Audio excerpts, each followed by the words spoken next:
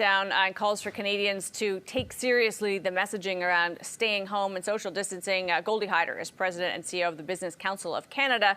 And Goldy, you know, before we got word that the economic engine of the country is going to ask businesses to close tomorrow, there really had been a kind of a mixed response. I mean, on my way to work, I saw construction workers, huddled around a hole on the street outside my office, and some of them in the Tim Hortons not distancing in line.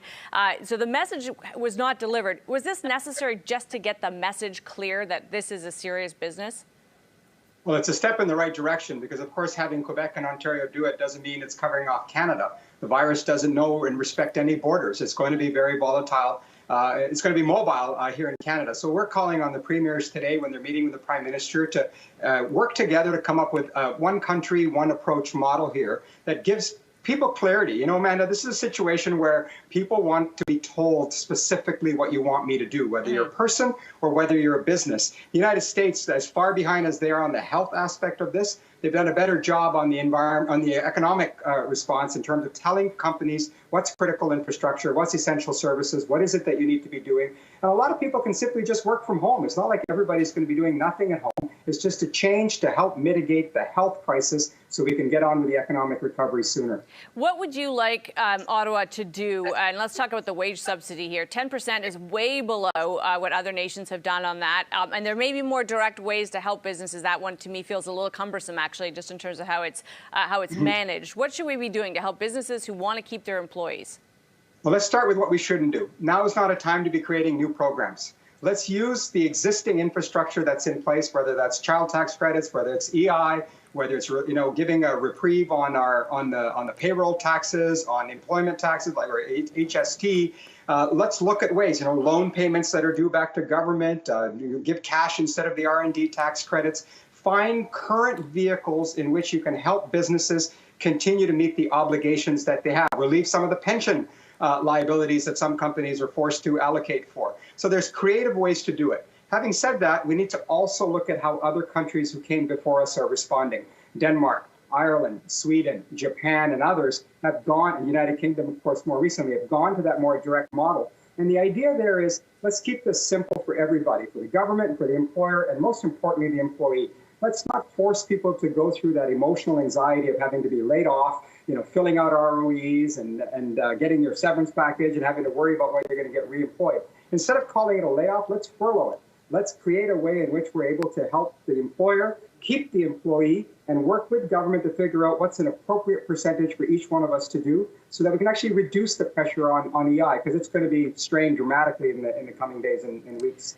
We just heard, Kevin O'Leary talking about private business investments and going to employees and saying, I could fire 50% of you, or you could take a 50% pay cut. Those are questions, of course, that no employee should have to answer. In this day and age, how do you avoid the moral hazard of a business person who could keep, they could ask employees for a wage reduction, a break on rent, or they could turn around and say, I'm just going to get money from the government and not pay my rent. How do you avoid the fact that some people will take advantage of programs when they don't necessarily need to? Well, look, some people are going to take advantage of programs that they don't necessarily need to. You're right. That's human behavior, and it's wrong that they do that, but we can expect that there will be. We need to minimize that. We need to make sure that there's enforcement of that at a later date. But in the short term, the focus should be on how do we help keep employees employed. Not all people are going to have no work. There's a lot of people that can work from home, so you can take that group out of it. There are going to be people eventually categorized as essential services and critical services. So whether you're in, groceries or in pharmacists, or you run a nuclear plant, or you have an energy company or an insurance business or others, you'll be quickly classified as critical. Those people will work. They will get paid. So what we're really talking about is those people that can't work. Those people that are forced to stay home because the restaurant is closed, the movie theater is closed, and others. Let's focus in on them, and let's do everything we can to keep them off the eye and see if we can't retain that talent, and also help at this time with their mental health and their social aspects, because this is going to be difficult for people as you think about what we're ahead for at least the next few weeks, hopefully not too much longer than that. But I agree with Kevin. This is going to get harder before it gets easier. But it will get easier one day, so let's not lose sight of that either. And in fact, not only not lose sight of it, but plan for it. Just how much time and attention is being paid today to the unwinding that will have to go on? In other words, restarting a business can be even more complicated than stopping it. It's why production lines don't close down. Starting them up again can be very hard to do. So just in terms of the after planning, where are we on that in your view?